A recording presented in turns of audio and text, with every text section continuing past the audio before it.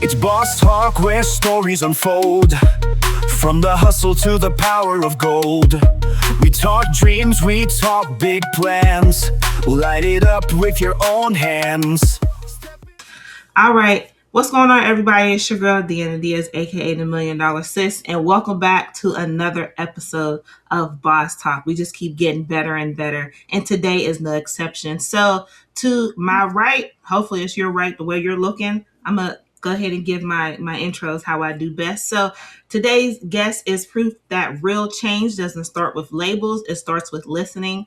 After years in healthcare, Jessica noticed something most systems overlook. People want to be healthier. They're just overwhelmed by mixed messages, hard habits, and not knowing where to begin. Her turning point came during a hospital chart review where patients were described as noncompliant and angry. But when Jessica sat at the bedside, she heard the truth: stress, barriers, and a genuine desire to do better. The moment changed everything. It pushed her to build a business rooted in compassion, context, and evidence based nutrition, one that treats the whole person, not the chart. Through practical tools and empowering coaching style, Jessica helps people move from stuck to supported without shame or judgment. On this episode of Boss Talk, we're unpacking health, habits, and humanity with Jessica. And this conversation is about to hit different. Let's get into it. Everybody welcome Jessica McAllister to the screen today. Woo!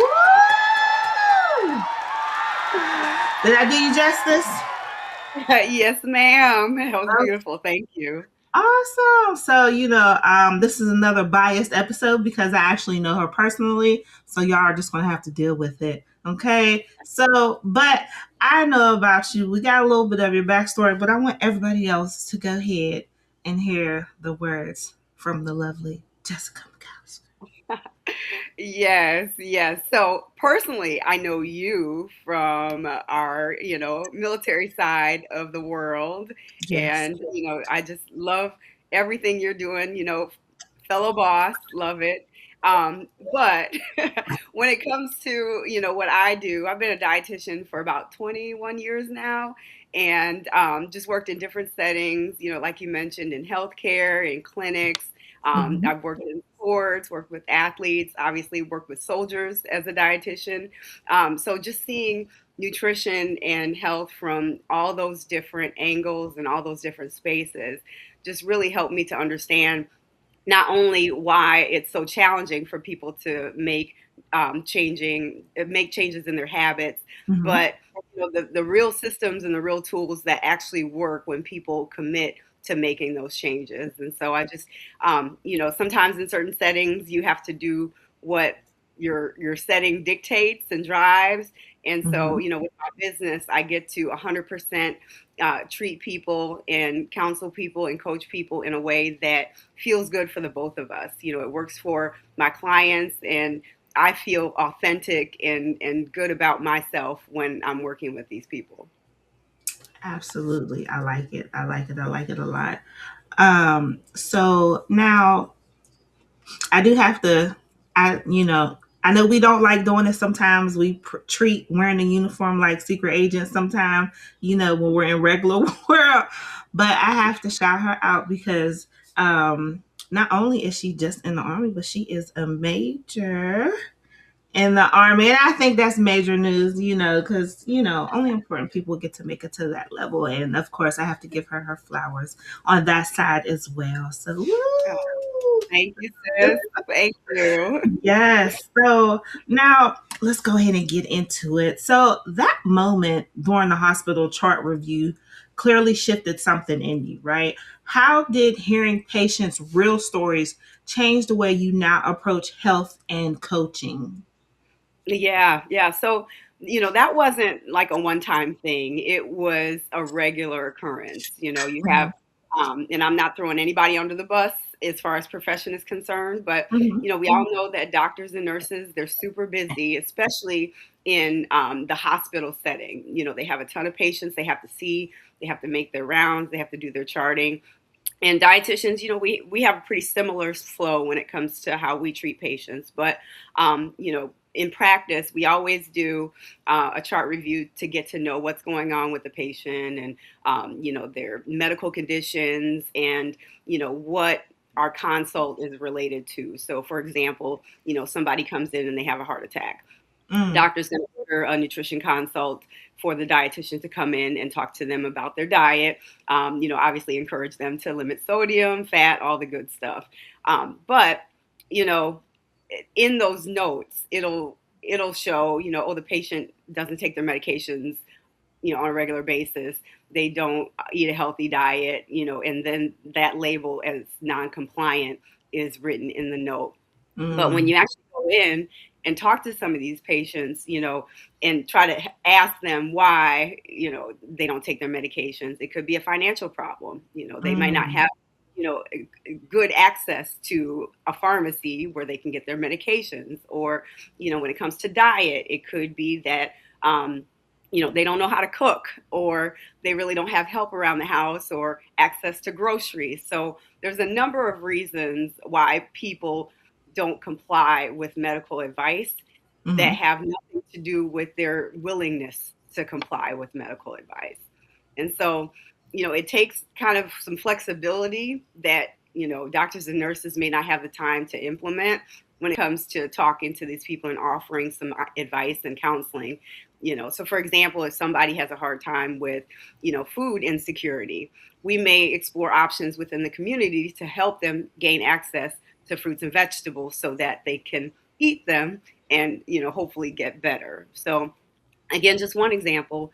And I think dietitians, we really do a good job in that space because, we're not required, but we have a little bit more time to spend with the patient, and the more time we spend with that patient, the more valuable it is to the hospital and to the patient themselves. So again, just understanding their story, understand where they're coming from and their whys, and their motivation is super helpful. Okay, and that's interesting. So you mentioned that doctors and nurses don't really have a lot of time to like really dig deep, especially if they're not their PCP. So do you feel like everybody should have a dietitian worked into their insurance? Like, because a lot of some, I mean, besides what you're born with or, whatever's genetically passed down to you, would you say that what you eat basically determines your health, kind of? Absolutely, not kind of. Okay, okay. All Yes, right. because if you think about it, Mhm. the only other things we do regularly every day is probably what, brush our teeth, take a shower. Some We people don't even eat. do that, child. Huh. Well, heck, I'd like to believe that most people, We can all hope. but yes, yeah. But we eat 3 times a day, right? Mhm. We should be eating 3 times a day, and we are what we eat. Our cells, they regenerate Mhm. and they rebuild themselves. Cells in the gut, for example, they rebuild themselves every 3 days. And so, Oh. every 3 days you have a new gut lining, and that Mhm. has to come from somewhere, that comes from, the carbohydrates, the proteins, and the fats that we eat. Our body uses those to build things and to make things happen. So, absolutely, the food that we eat drives our health. And so, I think it's important early on to for everybody to have a basic understanding of nutrition and how food affects the body. And then in certain instances where health is declining or you're dealing with certain issues, even Mhm. minor issues, I think it's helpful to have a dietitian on board to be able to help you to understand how you can change your diet or implement or include certain foods that will help to get you where you need to be. Mm. So I just feel like at that point, it should be required to have a dietitian. I almost, because it makes sense. It makes sense to have one. Mhm. It's not a, I don't think it should be a luxury. I just think it should be a need at this point, especially the way that food is made these days and fixed up to you, glued to you on a plate sometimes. I just feel like That stuff needs to be out there more. So Yeah. And I think it's up to other healthcare providers to um, not promote the dietitian, but mhm. to help patients to understand that most health insurance plans include visits with a dietitian, but Hmm. it's on a referral basis. So a lot of Okay. yeah. So like if you go to the doctor and you're dealing with a medical condition that nutrition could play a primary role in controlling, then Hmm. for example with heart disease or diabetes or kidney issues, dietitian visits are covered by most health insurance plans. Medical weight loss, for example, if people are on weight loss medications, their Hmm. insurance should cover, if they're covering the medication, then they should cover the dietitian visits as well. So it's really, more of a education piece. People just have to know, Yeah. yeah, check with their insurance company to see if a dietitian is covered. Yeah, you don't know what you don't know. Jeez. Wow. So, all right. Now, the healthcare system often labels patients as non-compliant. How do you help clients reframe that narrative and rebuild trust in themselves when it comes to their health? Very good question. So, when we talk about going back to the non-compliant, conversation we were having earlier, the non-compliance comes from somewhere, right? Right. And when you have a patient that you're talking to or a client that I'm talking to, I really try to understand again what's driving that. Is it I just don't really want to do this. I'm in denial about the condition that I have, so I'm just not really going to do anything, or Mhm. or is it like I don't know where to start, I don't know what to do, so it's that decision paralysis, right? There's Mhm. so many decisions to be made, so I'm just going to kind of sit here and not do anything. And so most people are there. Mhm. They're dealing with a health condition, they're dealing with you know increase in weight. I gained 20 pounds over the last 6 months, I don't know what to do about it, so it's whatever. So at the end of the day, I really try to understand that, and Mhm. then talk people through on, okay, you might not be able to hit everything at once, but what Mhm. can you do today? What can you do this week to drive some change? And a lot of people are surprised that it doesn't take this big overhaul in your diet to make some positive impact on your health. It could be Mhm. something as simple as adding more protein to your day, adding a fruit or vegetable to every meal, drinking more water. It doesn't have to be I'm going on keto, or I'm doing the Beyonce lemonade cleanse or whatever. Oh But Lord. Uh-huh. yeah, exactly. So so again, just understanding like those small manageable habits that you can change in order to be able to get you to where you need to be. Well, that actually answered the next question I had for you. Thank you very much, ma'am. Anytime. So now let's see. All right. So habit change is one of the hardest parts of wellness. What do you believe most people are getting wrong and what actually works in real life? Good question. I keep saying that because you got some really good questions, but but this Gotta one do is my really research a little good. bit. Because again, I think people try to approach it in an all in type mentality, right? Mhm. If I want to lose 30 pounds in 6 months, I Mhm. gotta overhaul my diet. I gotta go on this meal plan. I gotta hit the gym 5 days a week. Mhm. I might have to go on weight loss medications. I gotta do all Mhm. of the things. But All the really, things. all the things, yes.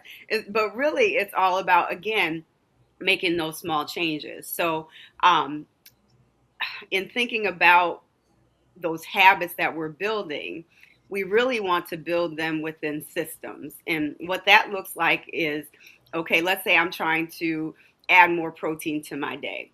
Mhm. How do I do that? How do I choose the right foods that will increase my protein intake? How do I make sure I include those in the meals that I'm already preparing, as opposed to trying to find new recipes and recreate things that, don't necessarily need to be recreated? If I don't cook, can I find high protein, already prepared foods, like a protein Mhm. or a protein bar?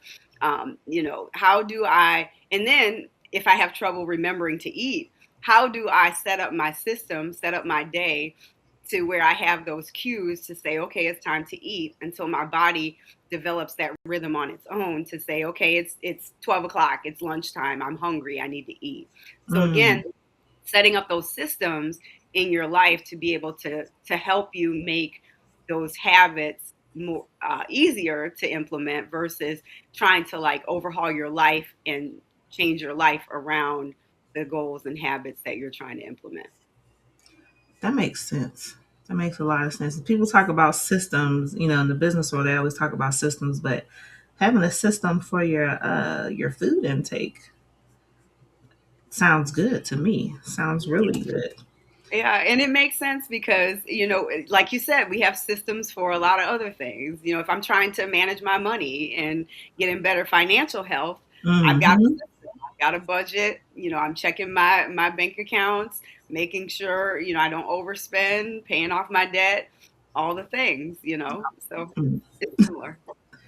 Definitely, girl. Okay, so now I wanted to bring this up. Let's see. Because you wrote a book, didn't you? That's what they tell me. You wrote a book. So let's go ahead and check that out. All So here we are, Operation Nutrition 2.0. As you can see, y'all, it is on Amazon. It is available. Okay. And it is going to be in the description bar below. So make sure you check that out at a very good price of 25 US dollars. Okay. So now Operation Nutrition 2.0, from beginner to boss, your updated guide to better health. All right. So tell us about this book, ma'am. Yes. So 1.0 version I wrote years ago, and it was really more of a all-in-one workbook for my clients to use when they were trying to like start making changes to their diet. So, Mhm. I thought, what would anybody need off the bat to be able to make some changes to their diet and really get started on a good, healthy lifestyle? So there are tools and resources that were in that version. But then, I'm thinking, okay, well, how do I track that? Because tracking is such an important part of habit building, because you don't know what you're doing wrong if you don't know what you're doing at all. So with a lot of my Mhm. clients, I have them track their meals, just so we can see some trends and some patterns that exist, so that we can work on those in that way. And so that was one of the other tools that I wanted to include in the next version. So 2.0 not only includes all of the tools, resources, there's some guides in there with regard to, nutrition 101, like what macros are, what calories, protein, and fat are, how to build a good meal plan, how to build a good workout plan. But it also includes a 6-week journal that Mhm. tracks not only what meals somebody eats, but what does your day look like? Is this a particularly busy day? Do you have a lot on your to-do list?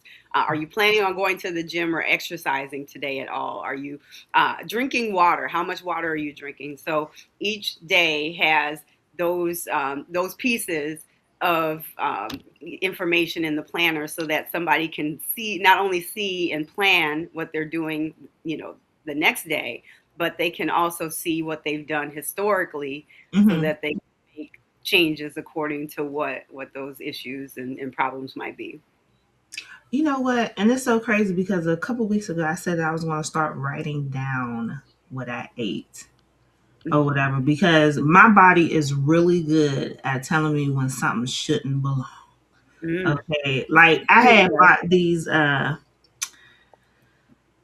gummies, the same people that make the apple cider vinegar gummies and the ashwagandha Mhm. gummies, they have a beetroot gummy for Yeah. heart. Now, I'm overly conscious about my health or whatever, or paranoid, some people like to say. So I had got these things, and it's tell me for your heart. But so after I started taking them, something was making me sick, and I'm just like, well, what the hell is going on? Why am I getting? It was the doggone gummies. I was like, well, let me stop. Let me. Cause what I normally do is like I stop everything that's new, Yeah. and then it helps me retrace. And when I had stopped taking those, because I was taking a fish oil, a biotin, keratin plus, because Hmm. skin, vein, and those heart things. So, and I was just like, okay, so I stopped taking the fish oil. I'm still having issues. Stop taking the biotin, keratin plus. Still having issues. I was like, it got to be the joint. So I stopped taking it. That's not to say that's not good for everybody else, but I do be listening to my body. And since you said something about meal prep, let me get your approval on my little meal prep over here. Hold on, let me see if I can find it. I did a TikTok about my meal prep No. board. Let me get your my little meal prep here. Let me see. Do, do, do, do, do, do. Here we go. Tell me what you think. What you think? Let's see. That's sweet potato, by the way. Chicken or salmon? That's salmon. Okay. Very nice. Beautiful. I Yes. passed. I did good. You passed, yes, Okay. because All right. and the reason you passed is that was balanced and hopefully it wasn't too hard to prepare. Rice is easy to prepare in bulk. That's your I carbs. hate preparing rice. I hate cooking rice. Me and rice Really? have a hate relationship so You bad. know, It's because I don't have my rice cooker anymore. That's really why. uh, yes. Well, certain companies sell the pre-made rice. All you gotta do is stick it in the microwave for And like 90 seconds. I started doing that too, but myself because I bought it. You know what I mean? And I'm looking at a bag of rice. Looking at a bag of rice. And I'm like, but Yeah, I hate cooking it. But you ain't wrong. You ain't wrong, save yourself some time. Like girl. pre-cooked rice and pastas and Mm-hmm. pre-cooked vegetables or like frozen canned vegetables. Please, they're Okay. fine. Yeah, save some time. That salmon look good though. I appreciate it. It was honey garlic salmon. You know what Oh I'm yeah. saying? A little fancy. But now to one of my favorite parts of the show. This is the $1 million lightning round. You will have a second or two, maybe, to answer the question. It's a this or that. And that's it. Are you ready? I am ready. Good. That don't sound too confident. I said, are you ready? I'm ready. All Hell yeah. right. All right, go away. Okay. All right. Evidence based nutrition or real life flexibility? Real life flexibility. Habit stacking or one change at a time? One change at a time. Home cooked meals or healthy takeout? Ooh, healthy takeout. Morning routine or go with the flow days? Morning routine. Accountability partner or self check in? Self check-ins. Tracking food or turning into hunger cues? Tuning into hunger cues. Strength training or long walks? Strength training. Coffee or tea? Coffee. Progress over perfection always or sometimes? Always. Compassion first or tough love? Compassion first.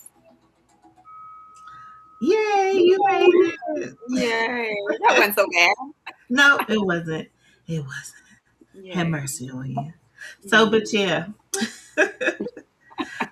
I appreciate you so much for being on today's episode. It was awesome. My pleasure. Anytime. Anything for you. Yes. Oh, don't make a thug cry, you know. But for everybody else, thank you so much for tuning in today. We appreciate you locking in with us. And all her information will be in the description bar below because it doesn't matter where you are in the world. She can be contacted and she can be your dietitian. Okay, make your body smile, get you somebody who knows what they're doing. If you would like to sponsor the next episode, make sure you contact me using the information in the description bar below. Make sure you like, comment, and subscribe.